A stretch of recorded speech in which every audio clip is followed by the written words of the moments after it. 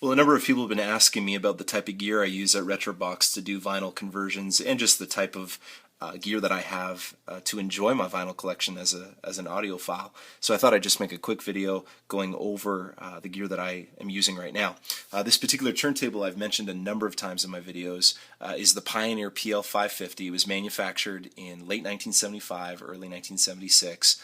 Has the wood grain finish, just an incredible turntable, and just so awesome at reproducing sound.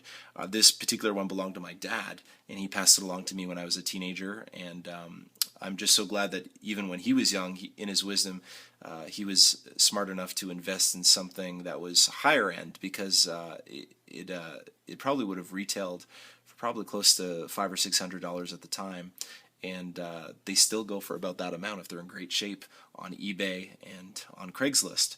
So the Pioneer PL550 is what I play my music through. I use a Shure M97XE cartridge, and I've mentioned that again in my videos before. Just an entry-level, kind of middle-of-the-road cartridge that's really great at reproducing sound at an affordable cost. They're only about $100, $120.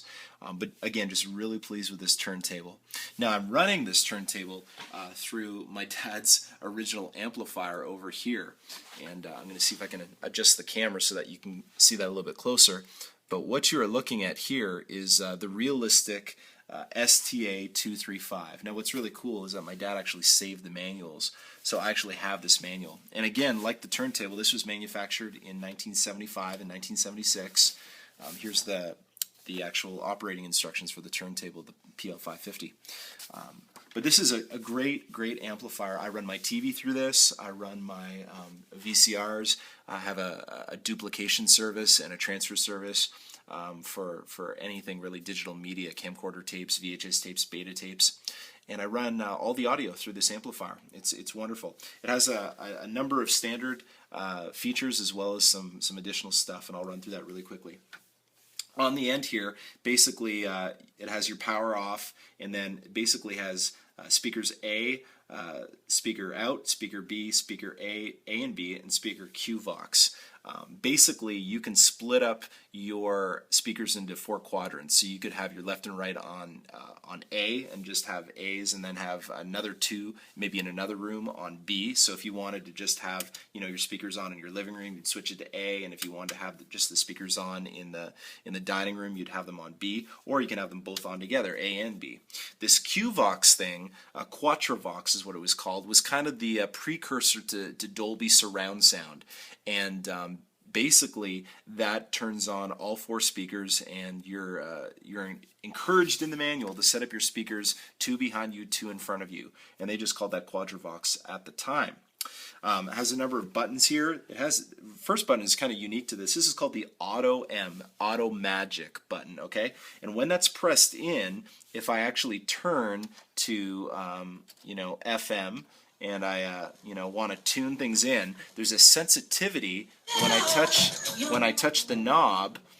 You'll notice that everything turns red, and that starts the Auto Magic tuning. So if I may get close to the actual right reception, and the tuner will actually, when that button is pressed in, you'll see everything light up in red, and it'll actually do the fine tuning for me. So even if I'm off a little bit, it'll actually engage and tune things in.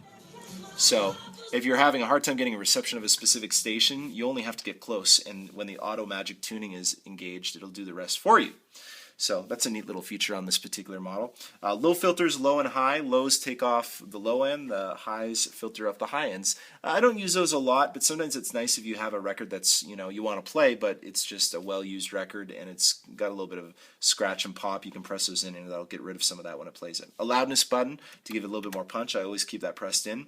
It can play everything in mono. If you have an album in mono and you want to play it in mono, it'll naturally play through mono. But if you have a stereo album and you want to hear it mono, you want to hear the same sounds coming out of each speaker and nothing panned, you can just press in that mono button and it'll play it as a mono album, which is kind of neat. Tone flat basically cancels out these next 3 dials that we'll talk about. So it basically zeroes them out if you want everything flat. These dials are basically your bass, your mid-range, and your treble. Has 2 knobs. One is for the left speaker and one is for the right speaker, and basically I keep them connected together all the time, but increase your bass, decrease your bass, and so on with your mid-range and treble. Then I have a selector here. There's an auxiliary input as well as a phono input for the record player, AM dial, FM dial, and FM mute.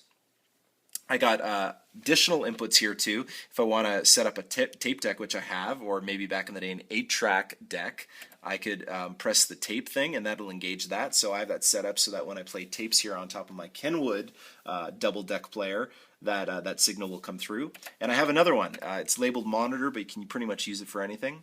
And then finally, next to my volume adjustments, I have this dub out, which is really, really handy. That's just a straight audio out. So anytime I'm doing vinyl conversions or tape conversions, I simply take that out, a 1/4-inch male out, and I have going to a 1/8 inch male, and I just plug that into the input on my computer, and I use Audacity or some other vinyl transferring programs to remove the hiss and the pop. But that's how I actually get the audio into my computer.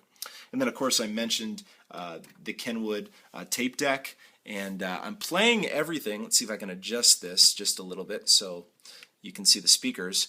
You see the speakers on the shelf up there. I'm playing everything. Those are called Ambience 2 speakers, and they're made by D-Box. D-Box is a company that I'm not even sure that they're in the business of retail speakers anymore as much as they are sound, large movie theater sound systems. But their material was sold through big box stores like Costco, and they just sound amazing. Now, granted, through YouTube, you're not going to get the full scope of it, but